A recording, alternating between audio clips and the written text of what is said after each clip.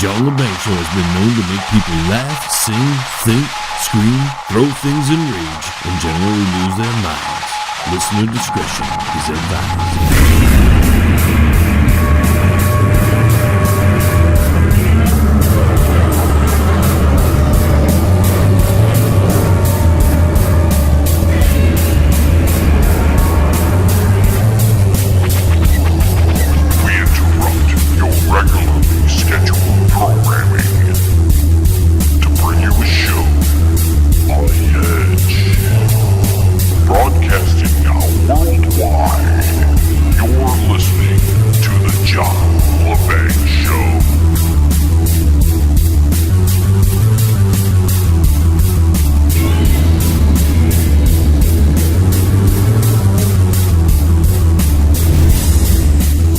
Secret Memos, the real State of the Union, and Wall Street meets Lucifer. That's what's headed your way in this hour of the John Lebang Show. Greetings, Earthlings, welcome, and salutations. I'm your host, John Lebang. If you're joining me for the first time, thank you for coming. I hope you get a little bit of enlightenment out of this broadcast. This is our news and talk hour. We do this once a week for 60 minutes. We then have a variety hour that also is 60 minutes, oddly enough, which contains comedy, talk, all kinds of other things that aren't included in this first hour. And maybe if you like it, you can go to our third hour, which is a music hour. So apparently the big memo, it was the big talk all week. All the mainstream news was getting all hyped up about the memo that was going to be released on Friday. And once it made mainstream news, I was like, listen, there's not going to be anything. I was telling all my friends this. There's not going to be anything new in this. It might be new to some people who don't really pay attention, but to my listeners, they're not going to hear anything new because, as I suspected, I had told you all of this was happening. All of this you can find in prior episodes of the John Lebang Show. Yet it is brand new news to the mainstream media for some reason. But the memo, which was released on Friday, February 2nd, didn't have too many redactions in it, actually. I was rather impressed. And I'm going to read from the memo because I do not want people to think I'm biased in one way or the other and think I'm trying to change the narrative. Because this is not the mainstream manufactured news. This is not CNN or MSNBC or NBC or Fox News. We're not Alex Jones here. We're going to just tell you what's in the memo, let you decide what you think is going on, and then you're going to realize, if you're a long-time listener, that we had already spoken about this. We've discussed almost each of these, I'm going to say, bullet points that is contained inside this memo, dossier, whatever you want to call it. It's the memo, right? It's the memo. You want to be accurate. So let's get past all the formalities of, just saying, hey, we can release this document. And because the memo had government formalities all in the beginning part. Let's get to the meat of the memo here. Property of the House of Representatives is the title. Then they redact something which isn't redacted so well. It's for secret appropriation, I believe. It's easy enough to read, I think. I could be mistaken. But usually when the government redacts something, they put a black line through it. They make sure the whole word and all the letters are covered. There's just a quick line through it. So, whatever that means. Application that is known by the government. In the case of Carter Page, the government had at least 4 independent opportunities before the FISA to accurately provide an accounting of the relevant facts. However, the findings indicate that, as described below, material and relevant information was omitted. Number 1, the dossier. Compiled by Christopher Steele, which is called the Steele dossier. We had, I don't know how long ago we talked about this, but for my longtime listeners, you should at least start to remember this as I go through it. On behalf of the Democratic National Committee and the Hillary Clinton campaign, formed an essential part of the Carter-Page FISA application.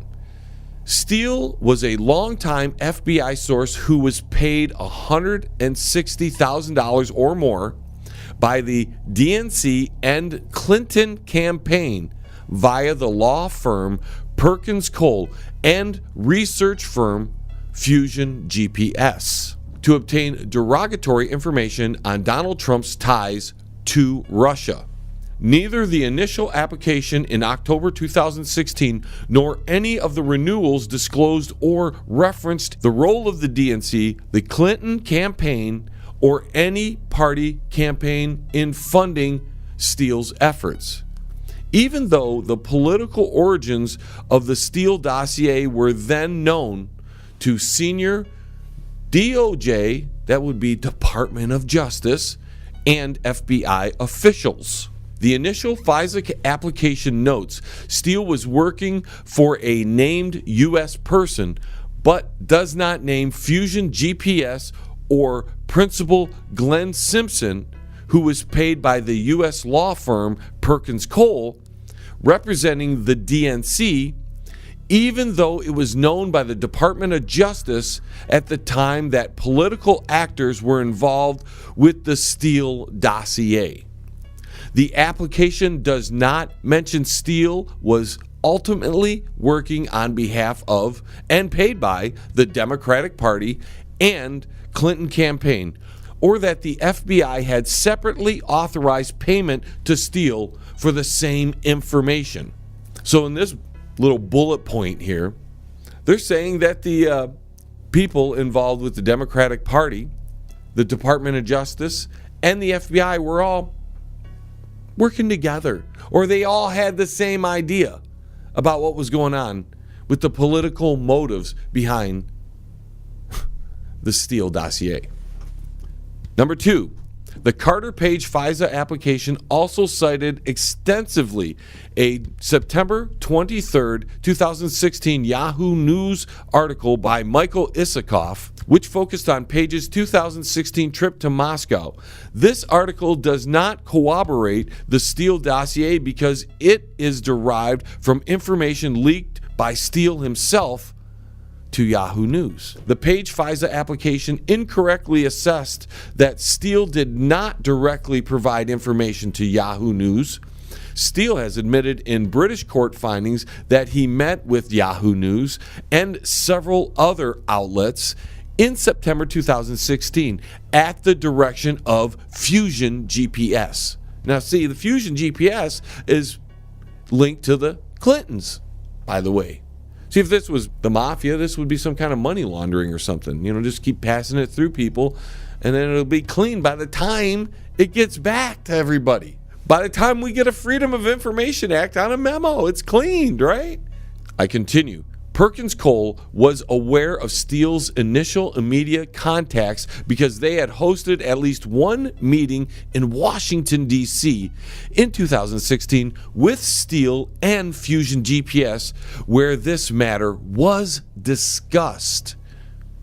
Steele was suspended and then terminated as an FBI source for what the FBI defines as the most serious of violations: an unauthorized disclosure to the media of his relationship with the FBI in an October 30th, 2016 Mother Jones article by David Korn. Steele should have been terminated for his previous undisclosed contacts with Yahoo and other outlets in September, before the Page application was submitted to the FISC in October. But Steele inappropriately concealed from and lied to the FBI about these contacts.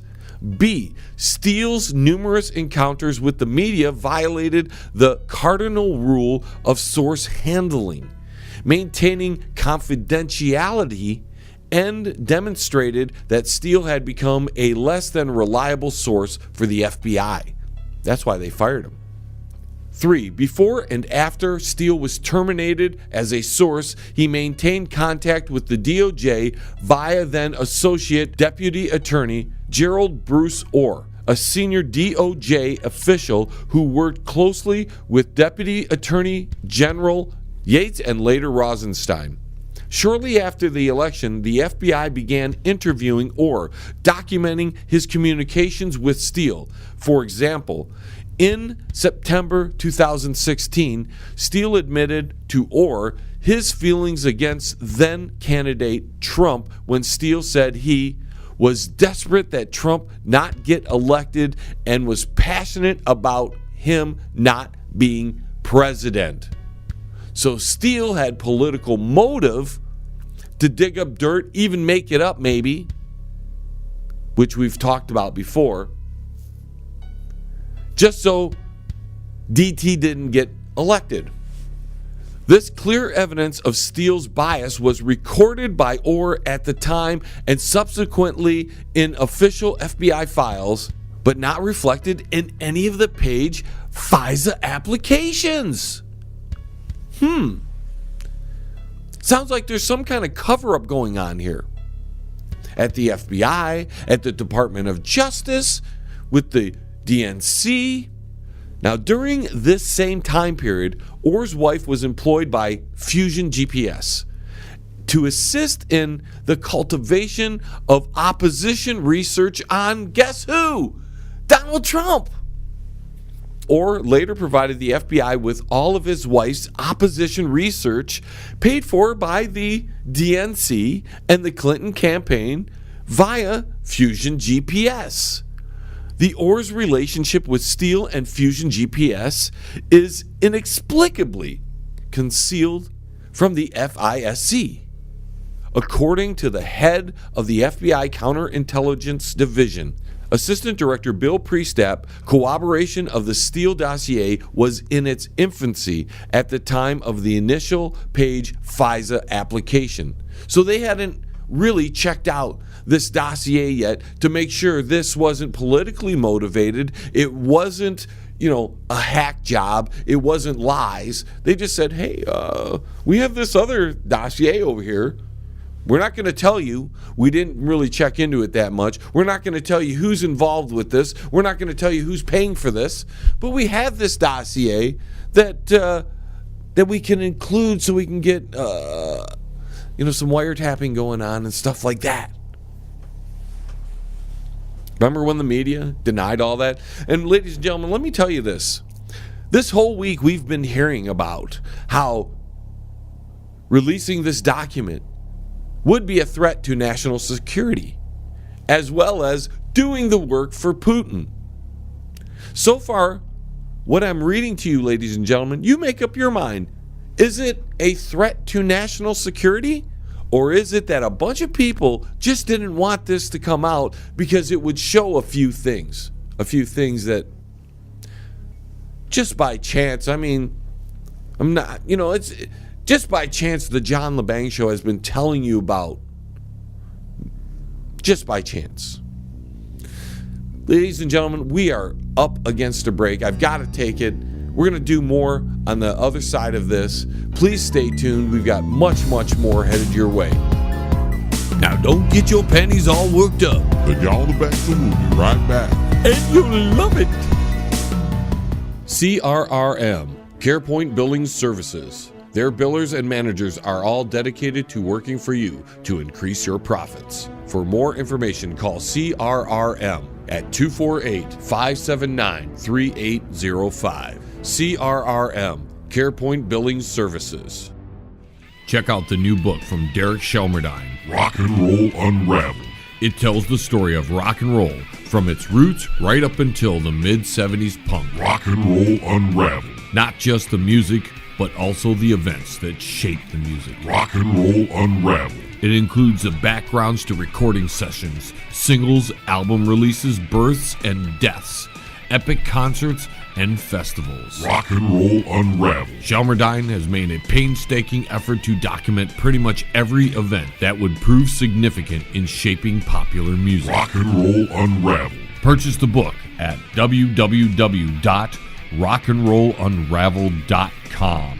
Follow him at Twitter at R&R Unraveled, and look him up on Facebook at Rock and Roll Unraveled. Rock and Roll Unraveled. By author Derek Shelmerdine. Available now. You're listening to the John Lebang Show. It's what's cool on radio. All right, ladies and gentlemen, as we continue, I'm going to pick it up from where we left off, a little bit before anyways. According to the head of the FBI Counterintelligence Division, Assistant Director Bill Presap, corroboration of the Steele dossier was in its infancy at the time of the initial Page FISA application. After Steele was terminated, a source validation report conducted by an independent unit within the FBI assessed Steele's reporting as only minimally corroborated. Means they didn't really check into it. Oh, that's cool. That's exactly what we're looking for. We don't care if it's BS. We'll just use it so we can get some wiretapping going, because we got to do the work of, the FBI and the Department of Justice. It's interesting, ladies and gentlemen. We continue. Yet in early January 2017, Director Comey briefed President-elect Trump on a summary of the Steele dossier, even though it was, according to his June 2017 testimony, salacious and unverified, while the FISA application relied on Steele's past record of credible reporting other than unrelated matters. It ignored or concealed his anti-Trump financial and ideological motivations. Furthermore, Deputy Director McCabe testified before the committee in 2017 that no surveillance warrant would have been sought from the FISC without the Steele dossier information. So a document that was politically motivated, paid for by Clintons and the Democratic Party, found to be full of BS, was used to tap Trump. Remember when he said he was wiretapped? And the media was like, oh, wiretap. And they made fun of him. This has proven that they were listening in on him. They went and secured warrants with a faulty dossier, a dossier filled with political motives rather than honest reporting and truth. See what happens when you're the enemy of the swamp, ladies and gentlemen? When you're the enemies of the swamp, they take you out, man. They try to really hard. As we continue, the FISA application also mentions information regarding fellow Trump campaign advisor George Papadopoulos. I hope I got his name right. I'm really bad with names sometimes, ladies and gentlemen. But there was no evidence of any coordination or conspiracy between Page and Papadopoulos. The Papadopoulos information triggered the opening of an FBI counterintelligence investigation in late 2016 by FBI agent Peter Strzok. Strzok was assigned by the Special Counsel Office to FBI Human Resources for improper text messages with his mistress.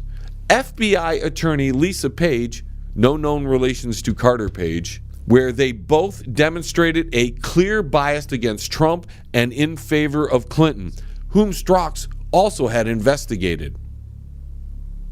Remember that? Remember they were investigating Clinton? Well, here's Strzok, who was one of the investigators on there, in her favor. He wants Hillary to be president. And that just wiped off the table. Remember that? The Strauss Lisa Page text also reflected extensive discussions about the investigation, orchestrating leaks to the media and including a meeting with Deputy Director McCabe to discuss an insurance policy against President Trump's election. And that's it. That's the memo. When we look back at this and all the hype from the mainstream media and the politicians from the Democratic Party and the FBI and the Department of Justice, they were all saying that releasing this memo to the American people, making it available, was going to affect the national security of the United States.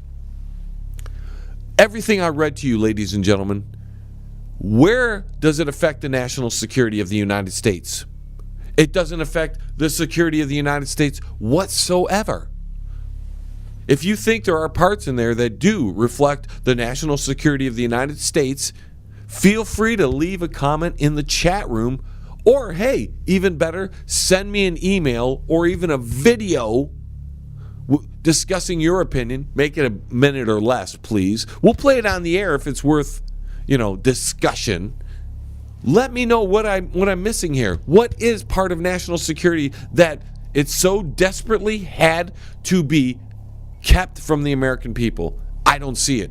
What I see here is the Department of Justice, the FBI, the DNC, the Clintons didn't want this release because it directly points the finger at them for collusion against Donald Trump and him being elected president, or if he did become president, something to hamper his presidency.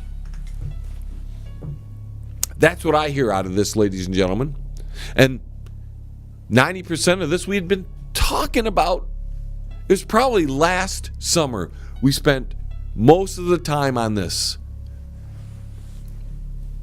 So if you want to go back to our archives, 2017 archives, and just search through, because we don't just stay, it's just not one topic normally here on the show. So if we have updates, we're just going to throw them into shows. And you need to listen every week, ladies and gentlemen, if you want fully updated stories.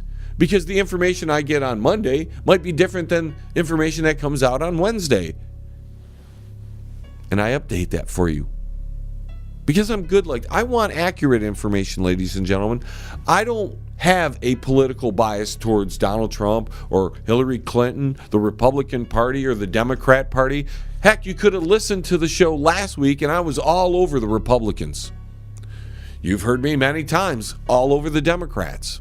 I'm not a fan of those political parties. But what I see in this dossier, and you tell me if I'm wrong, ladies and gentlemen, feel free to do so. If you have a compelling case, I'll bring you on the show and we'll talk about it. But what I see in this memo is that there is plenty of proof that there was collusion between the FBI, the DOJ, the Democrat National Committee, Fusion GPS, the Steele dossier, and because they used all this information based on the Steele dossier, which is found to be a bunch of BS. And the FBI didn't bother to do any real checking into it.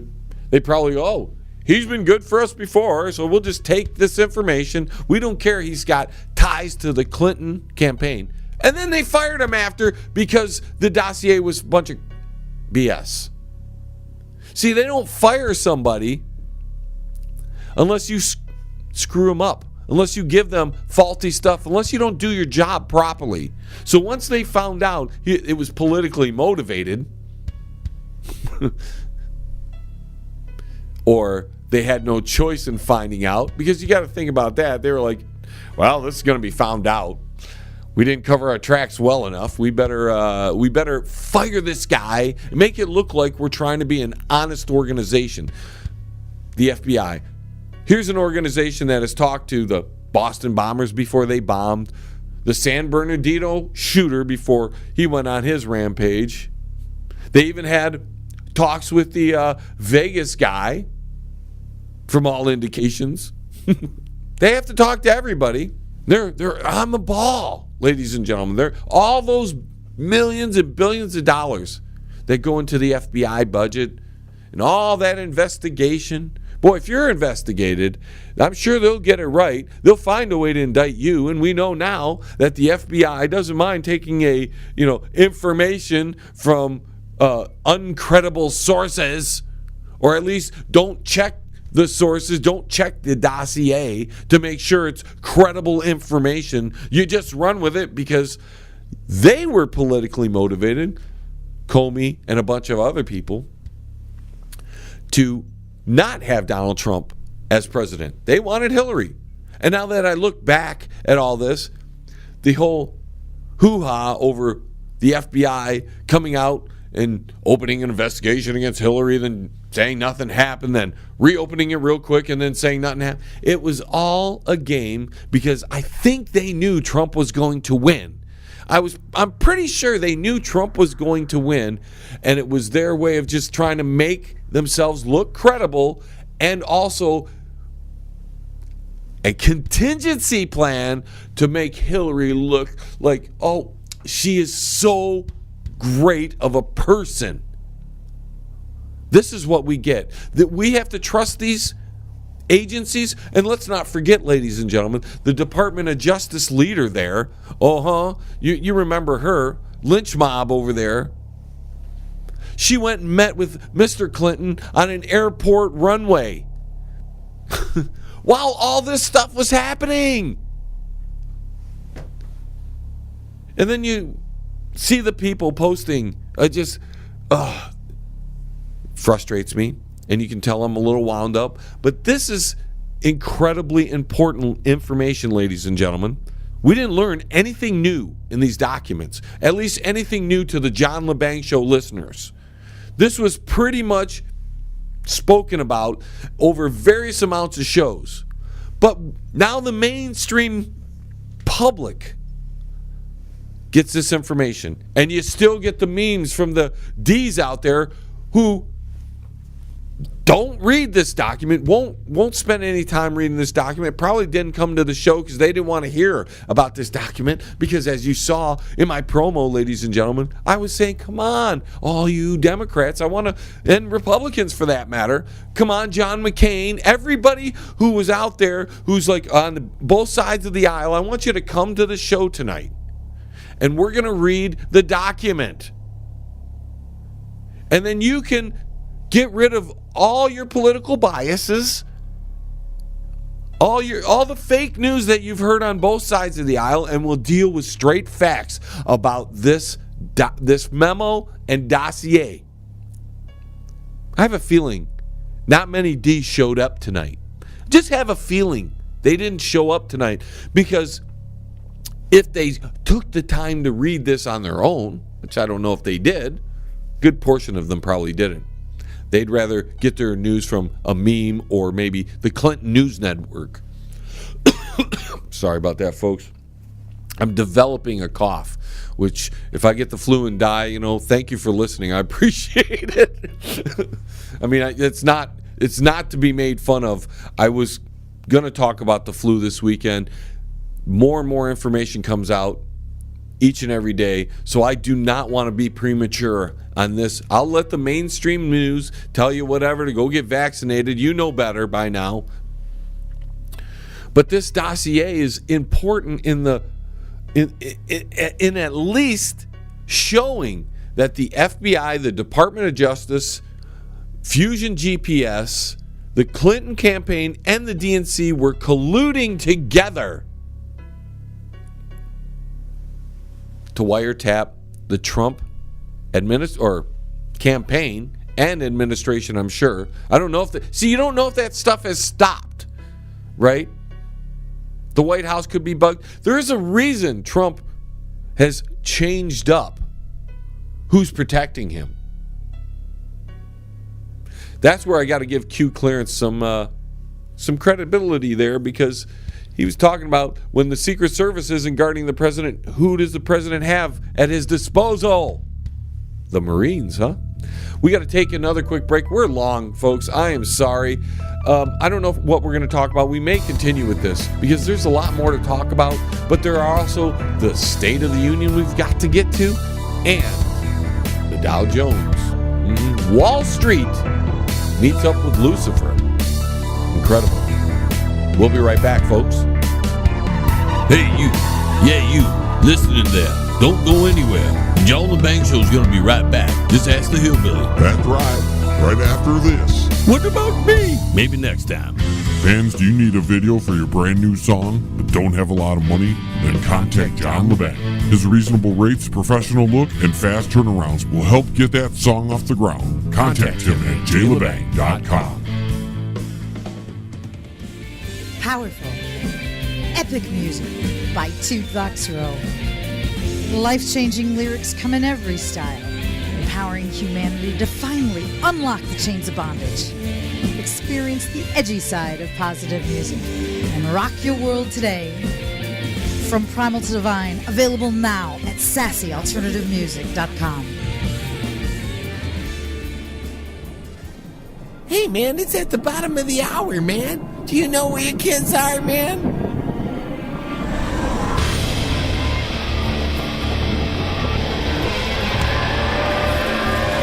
Forces of darkness, the treasonable minds who collaborate must, can, and will be wiped from the face of the earth. But the real danger in all this, ladies and gentlemen, is if they can pull this kind of thing on a would-be president, a candidate running for president, and they can manipulate, they can use faulty information, faulty dossiers, run with news stories that came from the same source. So the news stories were fake news that was generated, by the way, by the Clinton campaign and the DNC. And if the Department of Justice and the FBI can just use faulty information to obtain warrants on somebody like Donald Trump with some kind of political motive, if they can do that to a man like Donald Trump, I'm telling you, ladies and gentlemen, they can do it to you and me. And the only reason we are finding out about this, and we've got to give the Republicans some credit where credit is due, because if they don't do the work, we're never going to find out about this. You see, a little person with just a lawyer, if they're pulling this stuff on you, if they're creating reasons to surveil you, to maybe incriminate you in something, you, me, the average American, we don't have ways to investigate this stuff because this takes lots and lots of money. But because Trump not only was elected president, but he was the head of the Republican Party, there was a little protection for him there. Feel for Mr. Trump. If you're not for the truth, and if you're not wanting to deal with the truth because you're politically motivated as well, then that says a lot about who you are. If they can pull this on Republicans, in the future it can be pulled on Democrats, and it can be pulled on every single one of us Americans. We need to hold a higher standard for the FBI and the Department of Justice. And in my humble opinion, Comey and just about the whole group of people that were in line for bringing this FISA warrant to bear, they should all go to jail. Every single one of them. It needs to be rooted out of government. Because these agencies are supposed to be working for the American people, not for a political agenda. And you want to keep the swamp in place? You know, one of the prime investigators in this committee was Trey Gowdy. And this guy's going to be leaving. I have mad respect for Trey Gowdy. If you go online, go to YouTube and watch how he just questioned people. We wouldn't find out information like this without guys like Trey Gowdy. And he's leaving because the swamp is too dirty. And I think he just doesn't want to get any more dirt on him. Because The good people don't stay in Washington. And Trey Gowdy was what we hope Rand Paul was. And Trey Gowdy, to me, even though he's got that R by his name, I'm judging him on his character and how he investigated this entire thing. Everything that he was involved with investigating, he asked tough questions and he got answers to those questions. So a lot of people don't like Trey Gowdy because he was tough. The swamp is filled with parasites and viruses. John McCain, Nancy Pelosi, Mitch McConnell, if they made a career out of it, those are the people you shouldn't trust. Those are the people that are part of the swamp that we need to clean out of there. Those are the people that we're talking about. All this information in the memo was going to compromise national security. And I read the memo to you, didn't I, ladies and gentlemen? It didn't compromise national security. It compromised the security of Democrat National Committee, the FBI, the Department of Justice, compromise their security in their collusion to stop Donald Trump and to continue to investigate him, to hamper his administration. No investigation during the Obama administration of abuses of power, although, as we can see, because this is during the Obama administration, much of this is. And he was the leader, ladies and gentlemen, of the Democrat Party. So all the FBI and the Steele dossier and all this is just laundering information, faulty information, laundering it through a circuitous web so that it would be very difficult to find who actually was the financial backer in all of this. The Democrat Party and the Clinton campaign. Completely politically motivated. I'm not a big fan of agendas because agendas lead to things that the little guy usually has to suffer through. And I'm really for the little guy more than anybody in the Democrat Party or the Republican Party. They can say all that they want. It's a bunch of hogwash. John Lebang Show each and every week promotes the little guy. You can hear my advertisers. We're not advertising the big guy at all, as we're going to have in the second hour in our anti-Super Bowl party, ladies and gentlemen. We're going to have small-time authors who need a helping hand. That's what we do here, ladies and gentlemen. And we find out that the FBI, Department of Justice, Clinton's, Fusion, GPS, Steele, I mean, just everybody colluding together to affect the election. To affect the election. All this information is coming out on a Friday on Super Bowl weekend, which means, in my humble opinion, that nobody wanted this to stay in the news cycle very long. We'll be right back, folks. Where do you think you're going? The John Lebang Show will be right back. So grab a beer and a smoke and sit your butt back down. Stay right here. If you are elderly, disabled, receiving SSI or Medicaid, and you have a medical need or require assistance with daily housework, shopping, grooming, medication, you may qualify for housekeeping at no cost. Call now, VIP Home Healthcare, 248-579-3805. VIP Home Healthcare, there when you need them. That's 248-579-3805. You know, if you're getting married soon and you need good entertainment, you need to contact John Lebang.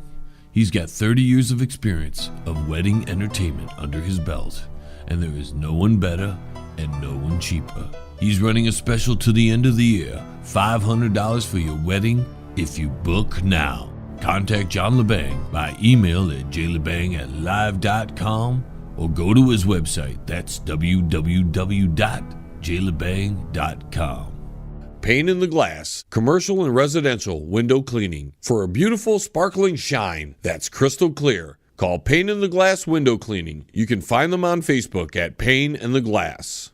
If you want to contact the John Lebang Show, feel free to send an email to jlebang@live.com. And if you're on Twitter, look him up at John Lebang. And don't forget to go to his Facebook page at The John Lebang Show. Banger. Now here's John. So Mr. Trump had his State of the Union address this week, and it looks like it was pretty well received by the American people. Many polls have it at nearly 70% approval rating, which is pretty good for, I think, any president, especially a president that is in such a divided country. So, maybe things are starting to heal and we're going to find common ground. Although, in my first clip of this evening, Mr. Trump asked very nicely for the American people to start coming together, and this is what he said. In the aftermath of that terrible shooting, we came together, not as Republicans or Democrats, but as representatives of the people. But it is not enough to come together only in times of tragedy. Tonight, I call upon all of us to set aside our differences, to seek out common ground, and to summon the unity we need to deliver for the people. This is really the key. These are the people we were elected to serve. So here's Trump asking the nation to put aside our differences and look at our common goals. And it was well received by everybody except the people in the Democrat Party, who apparently do not want to work on our common goals and put aside our differences. It's very interesting. Chuck Schumer had a hard time clapping. Maybe his hands hurt or something. He's clapping very daintily. Nancy Pelosi, which was interesting to watch, she had this lip problem. It was shaking and quivering. I don't know what was happening with Nancy there. I hope she's okay. So let's just hope she's all right. Now, what I'm going to try to focus here on is what he was saying about his accomplishments in this first year of him being president. The speech is incredibly long. It's an hour and 20 minutes or whatever. We do not have enough time to cover everything. So in this first clip, we're going to start talking about, well, the unemployment rate and the economy and all that. Let's take a listen. Since the election, we have created 2.4 million new jobs, including the 2.4 million new jobs. That seems to be an accurate number.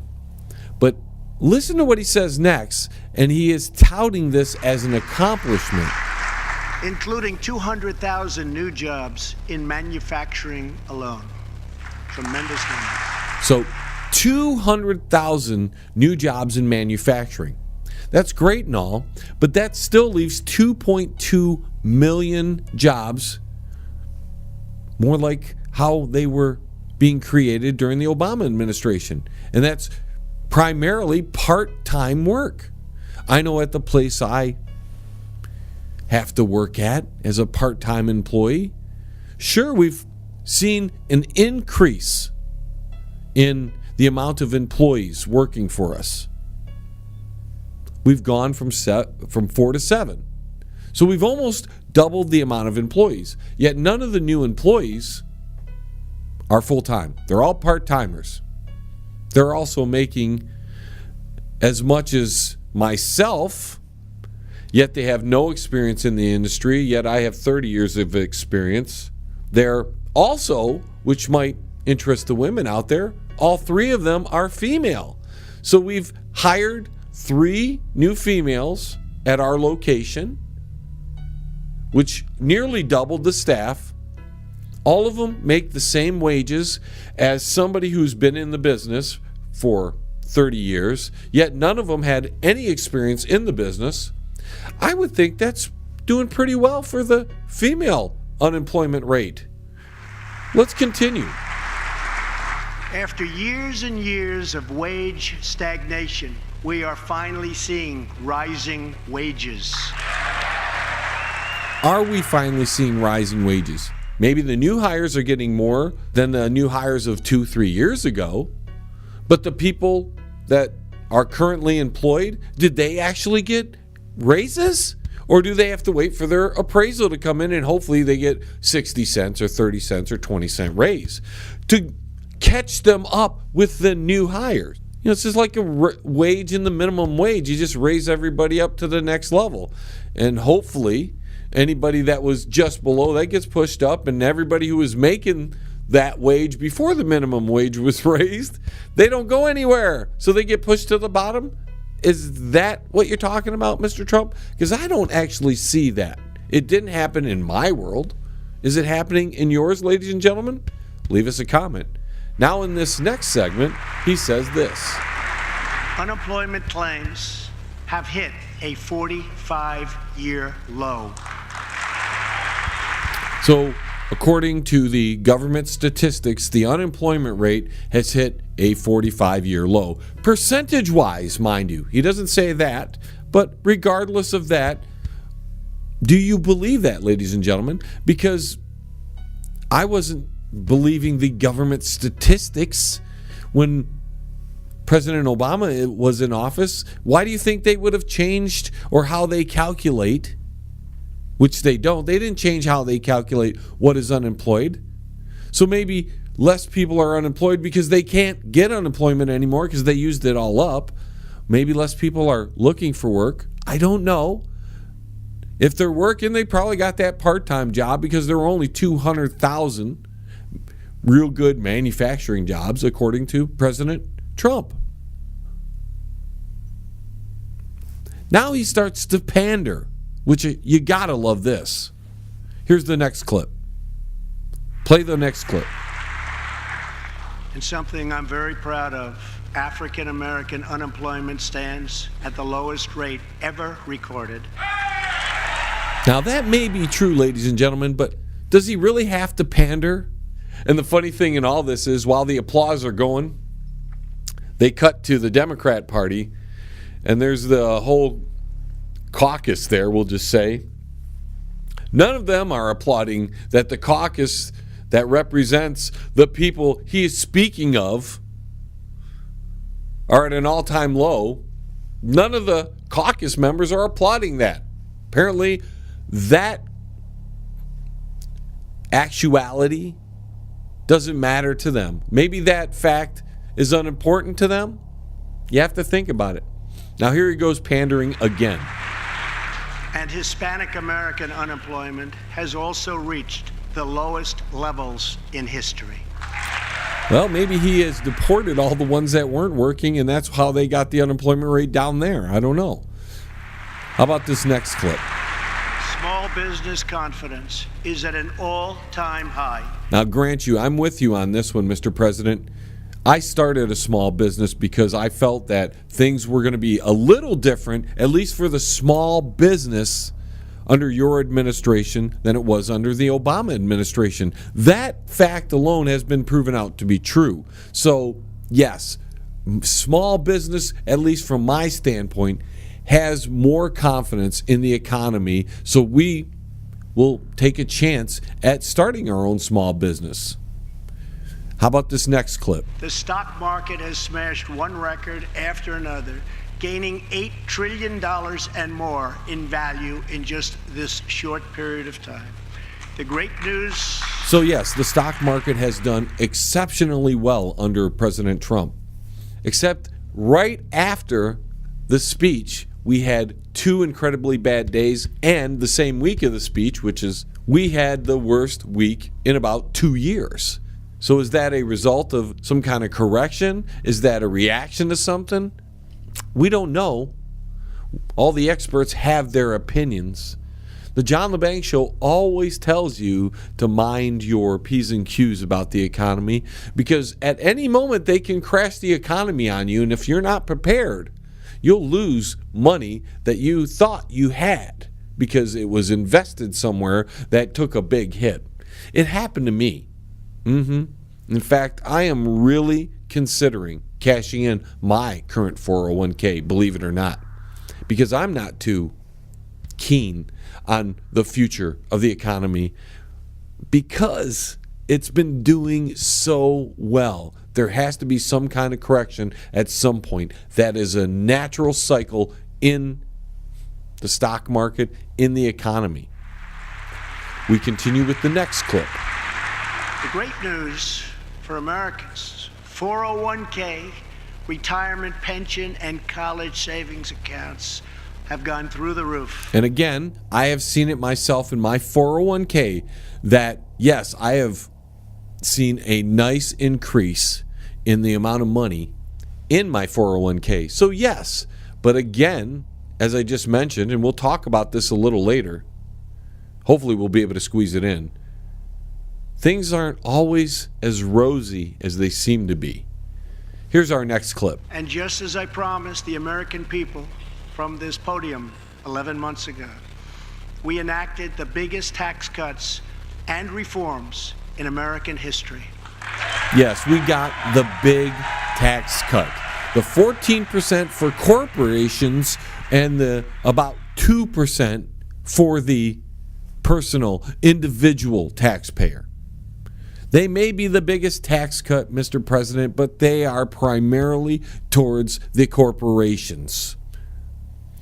A fair tax cut would have been, Mr. President, equal across the board. Instead of 14 and 2, you should have put it at about 8% apiece, especially since the American taxpayer, the individual that is, pays more than 50% of the collected taxes or tax revenue that the federal government brings in. Here's your next clip. Our massive tax cuts provide tremendous relief for the middle class and small business. To lower tax rates for hardworking Americans, we nearly doubled the standard deduction for everyone. They nearly doubled the standard deduction for everyone, except you'll notice the individual who's not married. Nope, that person got hosed once again. Let's continue. Now the first $24,000 earned by a married couple is completely tax-free. But if you're not married, hey, we're going to go ahead and tax you. That is equal opportunity according to the Republicans, right? That's fair to the Republicans. If you're married, we'll give you a double in deductions. If you're not married, forget about you. You don't count. Here's another clip. We also doubled the child tax credit. Oh, wait, let me correct that. So they've also doubled the child tax credit. So if you're married and you have kids, you get not only the double in deductions, but you get the child tax credit at a better rate than you did before. And if you're not married but you have kids, you still get that double in that. But if you don't have children and you're an individual, ladies and gentlemen, the hell with you. You don't count. You don't count. Here's another clip. A typical family of four making $75,000 will see their tax bill reduced by $2,000, slashing their tax bill in half. But if you don't have any kids and you're not married, what do you get? In April, this will be the last time you will ever file under the old and very broken system, and millions of Americans will have more take-home pay starting next month. A lot more. That is to be determined, and we'll see what a lot more really entails.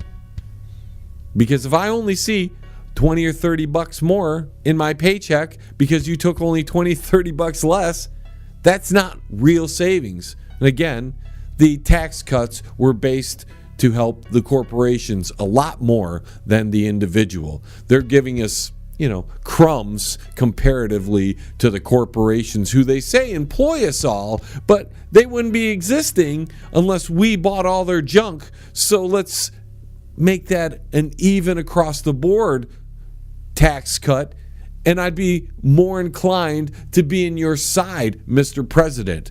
Now here's the next clip. We eliminated an especially cruel tax that fell mostly on Americans, making less than $50,000 a year, forcing them to pay tremendous penalties simply because they couldn't afford government-ordered health plans.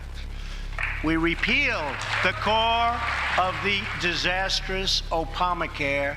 The individual mandate is now gone. Thank you. Now here's where I got to give President Trump and the Republicans some credit again.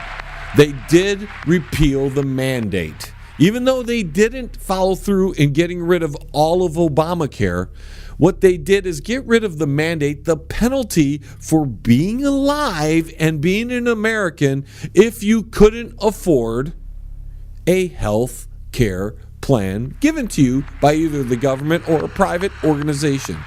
Here's your next clip. We slashed the business tax rate from 35% all the way down to 21%. So American companies can compete and win against anyone else anywhere in the world. That's fine and dandy, Mr. President, but the individual should have received the same amount percentage-wise, at least, as the corporations. Here's your next clip. These changes alone are estimated to increase average family income by more than $4,000. A lot of money. A lot of money to who, Mr. President? To who? To you. $4,000 is probably spent on a golf trip, okay? So don't act like $4,000 is a lot of money because the percentages of what the corporations are going to save is far exceeding the amount that the individual is going to get back, even as a collective. So please stop with the little games of $4,000 being a lot of money. It isn't a lot of money to you and to any of these other schmendricks that are up in Washington, D.C. Here's your next clip. Small businesses have also received a massive tax cut and can now deduct 20% of their business income. So we're going to diverge off of the State of the Union. If you listened, you have your own opinions. I've covered what I really wanted to cover. A lot of the other foreign policy stuff and all the other gobbledygook that came with the State of the Union, it's just the same old stuff from a different guy, showing a slightly different viewpoint. But I wanted to bring up the stock market. The Dow Jones average finished on the same day that the memo came out, in the same week that this State of the Union address came out, finished 666 points in the negative territory, marking the worst week in 2 years for the stock market. And it was very interesting that they finished on 666. And you have to wonder if there's a little sign there. If there's just a little bit of messaging going on there. Especially in the week that we just had, which had a State of the Union, which had a memo that we already knew everything in it, yet was perceived by the general public as something new. Yet they didn't know, the general public that is, didn't know what was actually in it because they didn't read it. And they just followed a few memes or their favorite Clinton News Network anchor who tells them whatever propaganda piece they're told to tell people.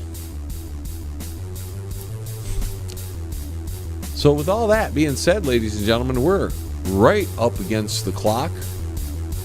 Want you to go to my website. That's www.jlebang.com.